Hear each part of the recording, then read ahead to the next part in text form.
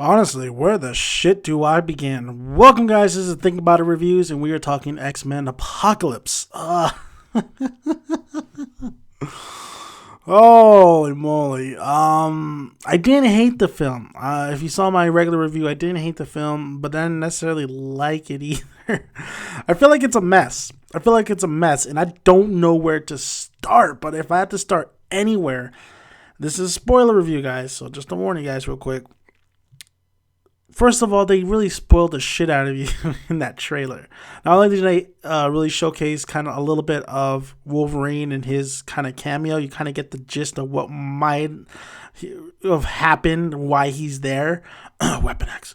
But not only that, you knew by the dialogue when Magneto, aka Eric, said, they took it all from me, so I'll take from them or whatever. Like, they took it all from me.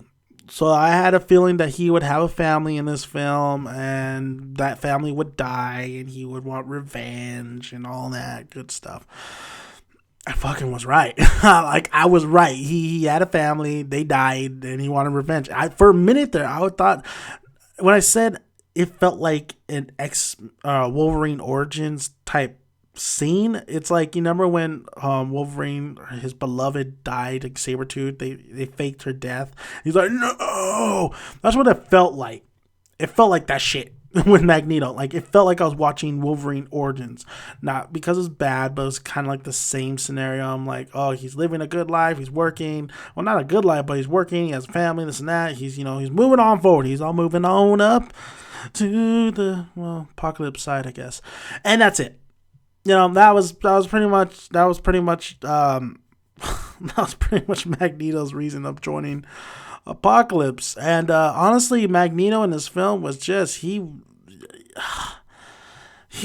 yeah. Why do you even have Magneto in here? Because honestly, he was just here. He was just there to cause destruction, cry over his family, and then work with Charles and everybody to save the day. That's basically what he was there for. That's the problem with this film. A lot of characters don't get a lot to do.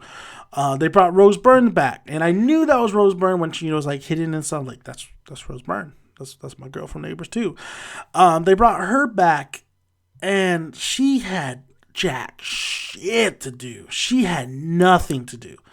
The only thing she had to do was exposition. Was to tell you who Apocalypse is and what he does and the Four Horsemen.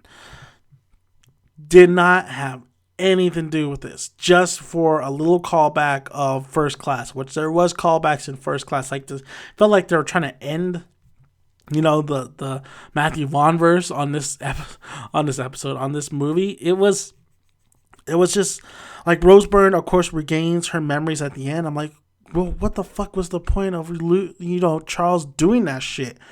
The only thing Charles really did was make sure she had a kid by somebody else, and that was it. That was fucking it. Like, Rose Byrne had jack shit to do in here. I'm just saying, she had more stuff to do in Neighbors 2 than in here, and she was pregnant in Neighbors 2. Xavier, I felt like this was the origin of his hair loss. That's what I felt like that's what it felt like in this film. Like, that was the origin. We find out how he loses his hair. It's basically from Apocalypse. No, but Xavier was fine in the film once again. McAvoy is also a great actor. I really do like his acting. Just he hasn't really caught a break with other movies and this and that. But Xavier, he has the School of the Gifted, he has everybody back on board. Everybody's, it's this story here. This story is basically about Apocalypse rising. He got betrayed. A bunch of people they resurrect him basically. He pretty much wants to take over the world. That's it. That's the whole story. What you saw in the trailer was like the whole story. He wants to, purify it. He wants to destroy everything and build anew. With mutants and all that stuff. So he gets the Four Horsemen, he gets Olivia Munns, Psylocke, he gets Archangel, he gets Magneto, he gets Storm. I like the look of Storm, but I was just still wondering, like, okay, you're giving her more power, but why does her hair have to turn white? Just saying. And then Psylocke, Olivia Munn didn't have too much to do in here. I was questioning like so they're in different suits right before they meet Apocalypse, and then after we do see Apocalypse like putting together like Archangel's like suit and stuff. But I'm like, damn, dude, like it's so funny because Olivia Munn as Psylocke was covered up before she met Apocalypse, and she met Apocalypse and showed him where Angel was. And now she's in this sexy ass number. I'm like, you know damn well you don't fight better than that. You know damn fucking well there was no need for you to be changing in there. And I'm not complaining too much. Like I think Olivia Munn in that outfit, like, yeah. But as a, man who loves film and who kind of questions, nitpicks a little bit here and critiques, like I'm just wondering, like, how does that make you fight better? And yeah, what was the need of changing? Like it was just a little bit odd. Cyclops in here, we get introduced to Cyclops, and he doesn't. You would think the younger versions would have a big role, but they don't. It's not balanced. Like I said, it's not a lot of these. We're jumping around from character to character to character, especially with Apocalypse. Even Apocalypse doesn't seem like he has a lot of time, or what he does have time, but it feels like they don't give him anything like great to do. Like what I liked about Days of Future Past was it felt like a timer, right? It felt like things were moving along, things were happening, things were getting you had a little bit of more action sequence, a little bit more tense sequences throughout the film. While in this film you have these long instances where there's nothing but dialogue, and the dialogue isn't really interesting. It's really Shakespearean, and you're like, I don't give a shit. Just move along already. You would think you would spend more time with the younger versions of Cyclops, Jean, Nightcrawler, maybe the establishment of Jean and Cyclops. But honestly, it was boring. There was really nothing there that I didn't necessarily think the actors had a lot of chemistry. Honestly, I think Jennifer Lawrence in this film, like I don't still get why the studio still tries to push Mystique as the lead. In this, because it's Jennifer Lawrence, I still feel like Jennifer Lawrence is just not the best Mystique. Like Rebecca Romijn, I think, is the best Mystique. I think a lot of the older counterparts are better than the younger counterparts. But Jennifer Lawrence really just feels like she didn't have anything really to do in this film but try to be a mentor. And then her excuse of not going in blue in the film was like kind of dumb and just like, come on, man. Just where everybody was at after Days of Future Past was not what I expected. I expected a little bit more initiative. I expected more like creativity. Honestly, I expect a lot of creativity. I expected honestly a setup to the anime somewhat of similar to like the anime series. I think Bryan Singer knows that a lot of people don't necessarily super love the original X-Men movies, and it doesn't. Honestly, they haven't really dated that well.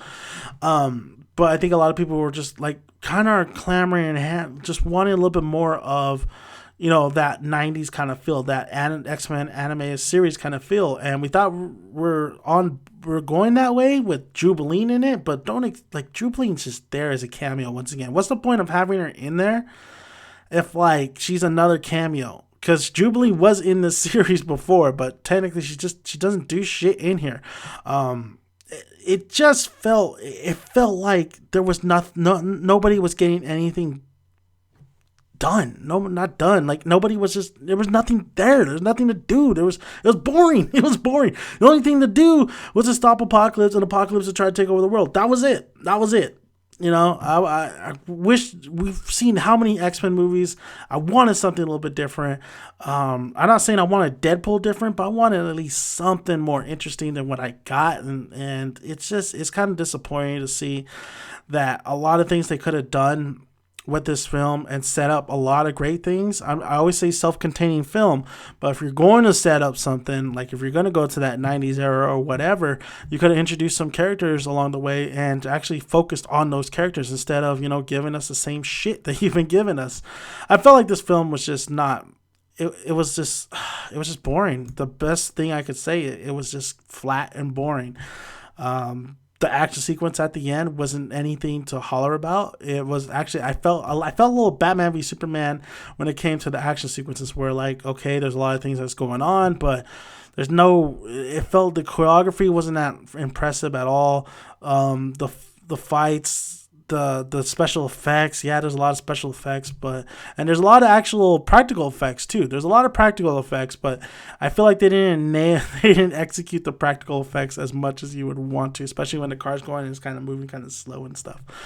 The one thing too was the timeline just really bugs the shit out of me, and I don't want it to. I don't want to think about the timeline when I'm watching these films anymore. But when you introduce Wolverine and then Weapon X, and he escapes and he helps Jean and Cyclops, I'm thinking of the timeline. I'm thinking, okay, wait a minute. Okay, they let him loose, but then Jennifer Lawrence was Stryker at the end. That wasn't really Stryker, so how the fuck did Stryker get Logan? Okay, all right, well, they could probably do that something. But wait a minute, doesn't Logan, like, at the end of Days of Future Past, he remembers everything. So how come he doesn't remember jack shit in here? And how come Jean didn't really tap that in? And then Jean taps into her Phoenix power. So don't tell me we're going to another fucking Phoenix arc, because honestly, I don't need another Phoenix arc. Let's just move from that.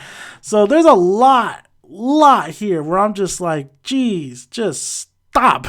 Just stop and just let me go watch X-Men anime series. Honestly, the X-Men anime series is better, even though it's so dated. I know it's cheesy, it's corny, it's like, the dialogue in there and everything. But this film, like, I don't hate it, like I said, but I'm just like kind of disappointed in it, where I just didn't get anything to really go woohoo. As you can see, I'm a little bit tired too, because I was almost falling asleep in this film. Sentinel's callback was pretty nice, though. That was a sweet-ass Michael Jackson jacket that, Nightcrawler had. I will say, though, Quicksilver scene, they redid somewhat like X-Men Days of Future Past with his slow-mo and stuff. I still think he's like one of the best characters they've done. And even though I was talking shit in Days of Future Past before the movie came out, like, I didn't like his look, but it makes sense now. I don't understand why he just didn't fucking tell Magneto that, just say like, yeah, what's up, Pops? Just something like that, something smart-ass like that. I will say, though, the humor was actually pretty nicely done in here, the subtle humor here and there. I think some of the designs were good. I think the locations were great. I didn't have a problem with the editing. I think even if you edit this like down, if you take some things out, it's still going to be a very lackluster kind of script that you have. I felt like they missed the beats. I felt like you had a long instance where there was just nothing but talking, but you need to separate that a little bit. You need some tense moments here and there. You need something to really catapult this film, and I felt like there was nothing like that. And the problem was also Apocalypse. Apocalypse is not Thanos.